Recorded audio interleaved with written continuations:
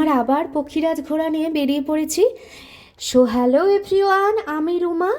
আজ হলো শ্রাবণ মাসের চতুর্থ সোমবার, তাই কারণে সকাল সকাল একদম ফ্রেশ হয়ে যাচ্ছি দত্তপুর, একটু মিষ্টি আর একটু ফুল বেলপাতা নিতে।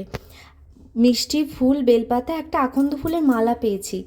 আর এলাম যখন দত্তপুরে, তাই একটু সবজিও নিয়ে নিলাম। এগুলো আমার মেহুর ঘোষ, কারণ মেহু বলে দিয়েছে আমি যাব না, কিন্তু তার জন্য চকলেট, আইসক্রিম সব কিছু নিয়ে আসতে। সব কিছু নেওয়া হয়ে গেছে, এবার বেরিয়ে পড়েছি বাড়ির উদ্দেশ্যে। বাড়িতে এসে দেখি আমার রানিমার খাওয়া হয়ে গেছে, কারণ একটু বেলাও হয়ে গেছে বটে, সে কারণে মা ওকে খাইয়ে দিয়েছে। আর এসে আমাকে জিজ্ঞাসা করছে, মা আমার জন্য যেগুলো বলেছি সেগুলো এনেছো তো? আমি বললাম হ্যাঁ একদম এনেছি, তুমি বলবে আর আমি আনবো না? আনার সঙ্গে সঙ্গেই সে খাওয়া শুরু করে দিয়েছে। অন্যদিকে আমিও একটু স্নান করে নিলাম, একটু দেরি হয়ে গেছে বলে তাড়াতাড়ি স্নান করে একটা শাড়ি পরে নিলাম। মা বললো যে শিবের মাথায় জল ঢাললে একটা শাড়ি পরতে হয়, সেই কারণে আমি একটা লাল টুকটুকে শাড়ি পরে নিলাম। আমার লাল রঙের শাড়ি পরতে খুব ভালো লাগে, সেই কারণে আমি একটু লাল রঙের শাড়ি পরে নিলাম। পরে একটু রেডি হয়ে নিচ্ছি, তারপর তোমাদেরকে দেখাচ্ছি আমি কত ফুল পেয়েছি।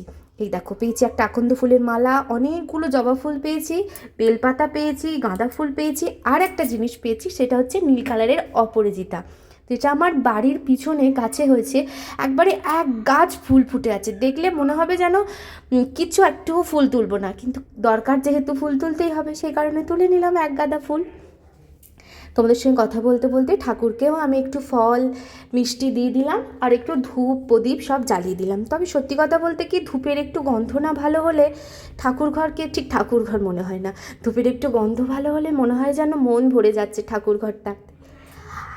আর একটা কথা হচ্ছে যে আমার বাড়ির কাছেই তারকেশ্বর মন্দির, তোমরা সবাই জানো। এমনকি বাড়ির পাশেই একটা মন্দির আছে, সেখানে সবাই পুজো দিতে যায়, কিন্তু ভিড় হয় বড্ড। আর আমার ওই ভিড়ের মধ্যে পুজো দিতে যেতে একদম ভালো লাগে না।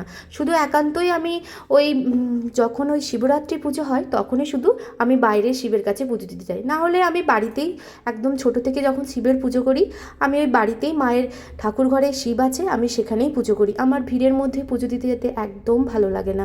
আমার মনে হয় ঘরের মধ্যে আমি তৃপ্তি করে মন ভরে ঠাকুরকে রাখবো। দেখো ঠাকুরকে কি সুন্দর লাগছে না? আর আকন্দ ফুলের মালাটা পরানোর পর একদম মনে হচ্ছে যেন চোখ সরানো যাচ্ছে না ঠাকুরকে থেকে। আর আজকে একদম ঠাকুর ঘরটাকে সুন্দর করে ফুল দিয়ে সাজিয়েছি, কারণ আজকে অনেক ফুল পেয়েছি, তাই মনের মতো করে আমি ঠাকুর ঘরটাকে সাজিয়েছি। ঠাকুর ঘরে আগে সব কিছু ফুল দিয়ে এখন একটু ঠাকুরের মাথায় একটু সিঁদুর দিয়ে দিচ্ছে। তবে হ্যাঁ, আমার রানিমাকেও কিন্তু সিঁদুর পরাতে হবে, সে বলে দিয়েছে।